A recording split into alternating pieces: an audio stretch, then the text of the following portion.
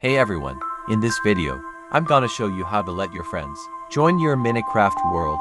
Super simple and quick, let's get into it.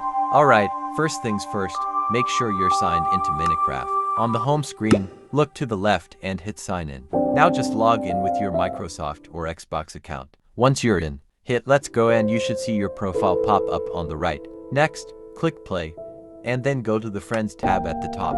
If you haven't added your friends yet, hit search for friends. Type in their gamertag, and then hit add friend. Now, you can either create a new world or pick an existing one. If it's an old world, press edit, scroll down on the left, and go to multiplayer. Make sure multiplayer game is turned on, and set the join setting to either friends or friends of friends. Totally up to you. Once that's done, hit play to load in.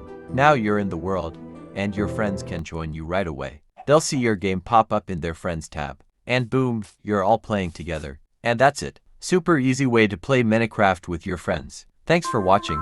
Catch you in the next one.